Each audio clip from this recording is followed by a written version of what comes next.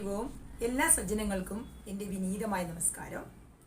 ഇന്ന് ശ്രീമദ് നാരായണീയത്തിലെ രണ്ടാമത്തെ ദശകമായ ഭഗവത് സ്വരൂപ മാധുര്യവും ഭക്തി മഹത്വവും അതിലെ 4-ാമത്തെ ശ്ലോകം വായിച്ചിട്ട് ഇതിൻ്റെ അർത്ഥം പറയാം. 1-ാമത്തെ ദശകവും അതുപോലെ 2-ാമത്തെ ദശകത്തിലെ 1, 2, 3 ശ്ലോകങ്ങളൊക്കെ ഞാൻ അതിൻ്റെ വീഡിയോസ് ഞാൻ പ്ലേലിസ്റ്റിൽ അപ്ലോഡ് ചെയ്തിട്ടുണ്ട്. കാണാത്തവരുണ്ടെങ്കിൽ കാണുക കേട്ടോ. ഓം നമോ ഭഗവതേ വാസുദേവായ. ഓം ശ്രീകൃഷ്ണ പരമാത്മനേ നമഃ. ഓം ശ്രീ ഗുരുഭ്യോ നമഃ.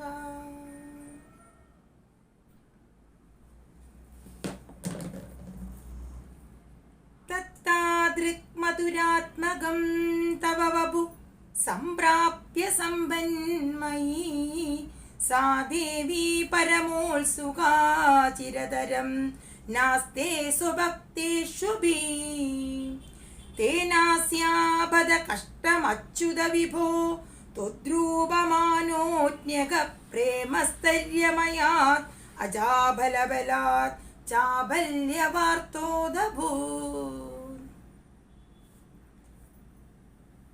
ഈ ശ്ലോകത്തിൽ നമ്മൾ പൊതുവെ മഹാലക്ഷ്മീനെ പറയാറുണ്ട് നമ്മൾ ചപലയാണ്, പറഞ്ഞു കഴിഞ്ഞാൽ സ്ഥിരമായിട്ട് എവിടെയും നിൽക്കില്ല എന്ന് പറയാറുണ്ട് അല്ലേ. എന്തുകൊണ്ടാണെന്ന് വെച്ചാൽ ഇപ്പോൾ ധനികനായ ഒരാളെ എന്ത് ചെയ്യുന്നു, പെട്ടെന്ന് തന്നെ ദരിദ്രനാക്കാറുണ്ട് അല്ലേ.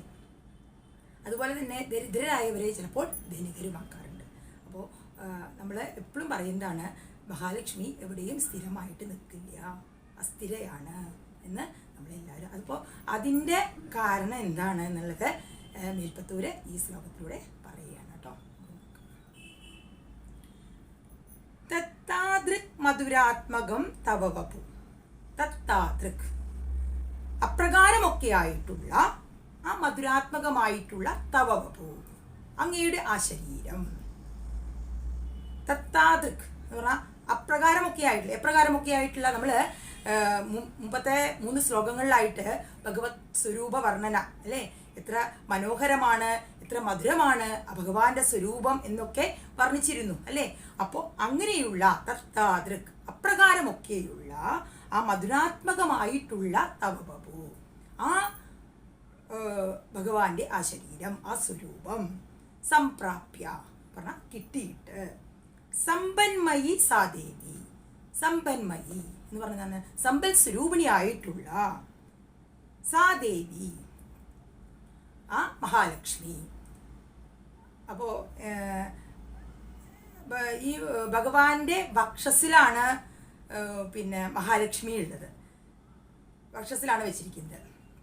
അപ്പോൾ അത് പിന്നെ ഈ സമുദ്രമഥനം, ഈ പാലാഴി മഥനം ത്തിൻ്റെ നാരായണീയത്തിൽ പറയുന്നുണ്ട്, മഹാലക്ഷ്മി സമുദ്രത്തിൽ നിന്ന് ഇങ്ങനെ പൊങ്ങി വന്നിട്ട് ഇങ്ങനെ അഭിഷേകം ചെയ്തിട്ട് ഭഗവാന് വർണ്ണമാല്യം അണിയിക്കുന്നു. അപ്പോൾ ഭഗവാൻ എന്ത് ചെയ്യുന്നു, ഈ മഹാലക്ഷ്മിക്ക് തൻ്റെ വക്ഷസ്സിലെ മഹനീയമായ ഒരു സ്ഥാനമാണ് കൊടുത്തിട്ടുള്ളത്. അപ്പോൾ എന്നിട്ട് പിന്നെ എന്താണ് നോക്കൂ, പരമോത്സുക ചിരതരം. അപ്പോൾ അങ്ങനെ സമ്പൽ സ്വരൂപിണിയായിട്ടുള്ള ആ മഹാലക്ഷ്മി പരമോത്സുക പറഞ്ഞാൽ പരമമായ അത്യധികം ഔത്സുക്യത്തോടു കൂടിയിട്ട്, അത്യധികമായിട്ടുള്ള അനുരാഗത്തോടു കൂടി, സ്നേഹവും വാത്സല്യവും ഒക്കെ ആ ഭഗവാനോടുള്ള ആ സ്നേഹവും വാത്സല്യവും ഒക്കെ കൊണ്ട് ഔത്സുക്യത്തോടു കൂടിയിട്ട് ഉള്ളത് കാരണം എന്താണ്, ചിരതരം പറഞ്ഞെന്താണ്, വളരെ നേരം. നാസ്തേ സ്വഭക്തേഷുപി കുറേ നേരം എവിടെ ഇരിക്കില്ല, ഈ തൻ്റെ ഭക്തന്മാരുടെ അടുത്ത്, സ്വഭക്തേഷുപി തൻ്റെ ഭക്തന്മാരുടെ അടുത്ത് മഹാലക്ഷ്മി അധിക നേരം ഇരിക്കില്ല. എന്തുകൊണ്ടാണ് ഇരിക്കാത്തത്, ഭഗവാനോടുള്ള ആ ഔത്സുക്യവും ആ സ്നേഹവും ആ പിന്നെ അനുരാഗവും ഒക്കെ കാരണം ഈ മഹാലക്ഷ്മി തൻ്റെ ഭക്തന്മാരുടെ അടുത്ത് അധികം ഇരിക്കില്ല. അപ്പോഴേക്കും ഭഗവാന്റെ അടുത്തേക്ക് പോകണം തോന്നും. അപ്പോൾ ഈ ഭഗവാന്റെ അടുത്ത് മാത്രമാണ് സ്ഥിരമായിട്ടിരിക്കുള്ളൂ. അതുകൊണ്ടാണ് പിന്നെ ഈ ഭക്തന്മാരുടെ അടുത്ത്, തൻ്റെ ഭക്തന്മാരുടെ അടുത്ത് അധികം ഇരിക്കാതെ കുറച്ച് നേരെ ഇരിക്കുള്ളൂ. അപ്പോഴേക്കും തന്നെ ഭഗവാന്റെ ആ പിന്നെ സൗന്ദര്യവും അതിൽ അനുരാഗം ആയിട്ട് ആ ഭഗവാന്റെ അടുത്തേക്ക് അപ്പം തന്നെ പോകും എന്ന് പറയുകയാണ്. ഭക്തന്മാരുടെ അടുത്ത് ഇരിക്കില്ല. തേനാസ്യ കഷ്ടമച്യുത വിഭോ. തേനാസ്യ അതുകൊണ്ട്, അസ്യ പറഞ്ഞ അവളുടെ, ബദ കഷ്ടം, അതുകൊണ്ട് പറയാണ് ബദ കഷ്ടം എന്ന് പറയാണ്. അച്യുത വിഭോ എന്ന് പറഞ്ഞാൽ ഭഗവാനെ ഇങ്ങനെ വിളിക്കുകയാണ്. അച്യുതൻ പറഞ്ഞാൽ തന്നെ ച്യുതിയില്ലാത്തവൻ, നാശമില്ലാത്തവൻ, ഒരു മാറ്റവും ഇല്ലാത്തവൻ, അങ്ങനെയായിട്ടുള്ള അച്യുത. വിഭോ പറഞ്ഞാൽ എന്താണ്? ഈ പ്രപഞ്ചത്തിന് മുഴുവൻ വിഭു പറഞ്ഞ പ്രപഞ്ചത്തിന് മുഴുവൻ നിറഞ്ഞു നിൽക്കുന്ന ആ വിഭു എന്ന് പറയാണ്. ഭഗവാനെ വിളിക്കുകയാണ് അവിടെ.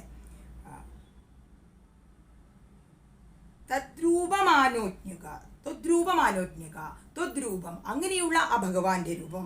മാനോജ്ഞിക പറഞ്ഞ മനോഹരമായിട്ടുള്ള ആ ഭഗവാന്റെ രൂപം. പ്രേമസ്ഥൈര്യമയാത് ആ പ്രേമത്തിൻ്റെ ഉറപ്പിൻ്റെ ആ ശക്തി കൊണ്ട്, ആ ഭഗവാനോടുള്ള ആ അനുരാഗം കൊണ്ട്, ആ മനോഹരമായ ഭഗവാന്റെ സ്വരൂപത്തിലുള്ള ആ അനുരാഗം കൊണ്ട്,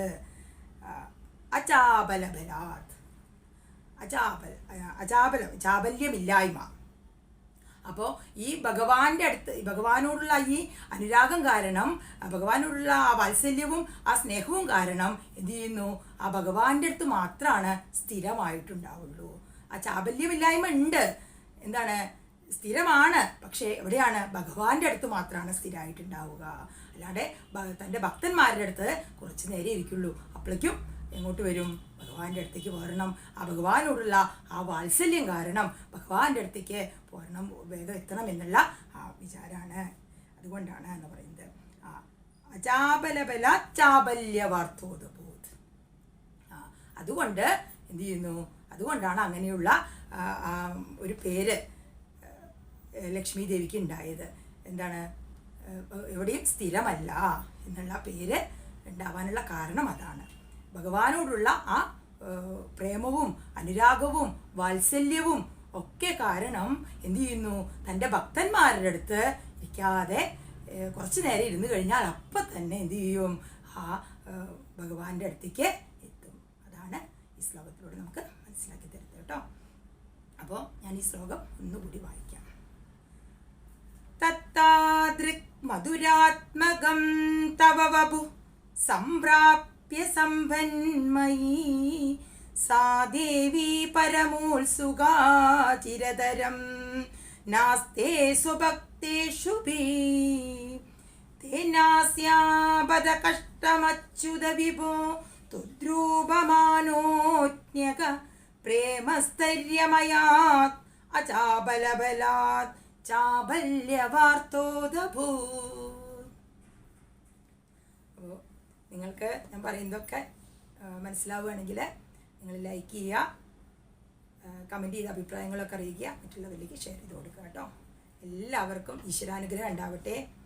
നാരായണാഖില ഗുരോ ഭഗവൻ നമസ്തേ.